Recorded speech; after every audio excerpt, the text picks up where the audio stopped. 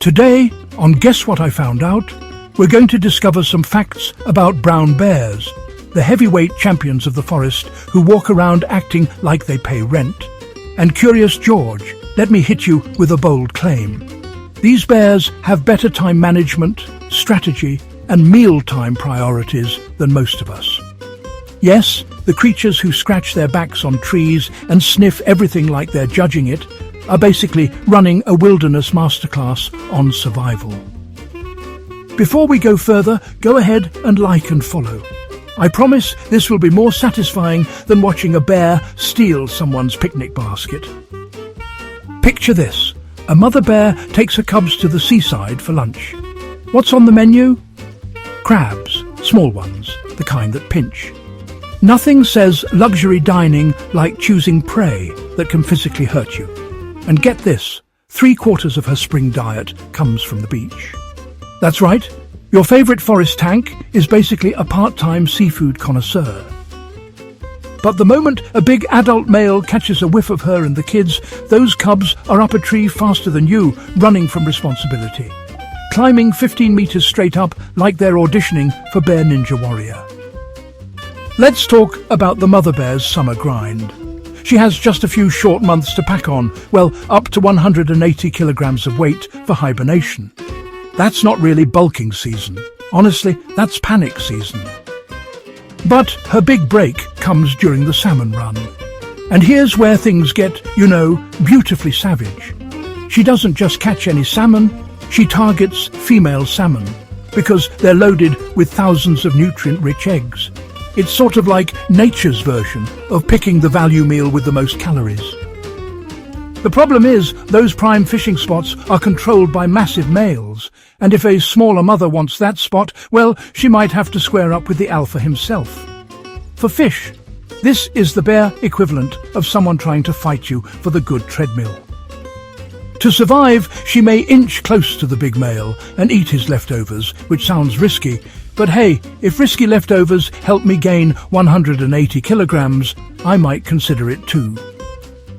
Curious George, if you haven't liked and followed yet, just imagine a bear staring at you right now with judgment. Fix that. Now, here's where the forest soap opera kicks in. Large males will sometimes kill cubs that aren't theirs. It's dark, it's brutal, and it's one more reason cubs are superstar climbers. They can scale a tree 15 meters high like they're late for class. Across Finland, where about 1,500 brown bears still roam, even smaller males manage to mate through persistence alone. Turns out determination works in the animal kingdom too, except without texting someone 8 times in a row. Brown bears also use special trees as scent billboards. They rub on them, leaving personal messages like, "Gary was here," which helps avoid fights, because nothing ruins a day like accidentally running into Gary when you weren't planning to. Bears reached Hokkaido from Siberia about 12,000 years ago, and today that region has one of the densest brown bear populations on Earth. Fishermen in Shiretoko live right alongside them, both depending on the salmon run, both pretending they own the place. Now, let's take a detour to the Arctic, where the polar bear, owner of the world's thickest winter coat and, the planet's most intimidating dad bod, survives with a 10-centimeter layer of fat. Their sense of smell is, 100 times better than ours. They can detect a seal carcass from 30 kilometers away and under a meter of snow. Meanwhile, we can't even sniff pizza in the next room. Their paws are basically built-in snowshoes, 30 centimeters wide with textured bottoms for grip, which means they're better prepared for winter than anyone who panic shops for coats at the last minute. Polar bears succeed in only 1 out of 20 hunting attempts, which honestly makes me feel better about all my failed attempts at adulting. Walruses, shielded by thick hide, often win the fight by waddling into the water, proving that sometimes the best defense is simply refusing to participate. In a sunnier corner of the world, the Bornean sun bear is the smallest bear on Earth, barely over a meter long. They climb 40 meters high to get honey by using claws and foot pads that make them practically part monkey. If you've ever risked your life for sugar, you understand.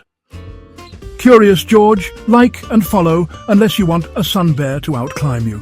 And trust me, they will. Meanwhile, in China, giant pandas live in what can only be described as bamboo heaven, eating up to 40 kilograms a day.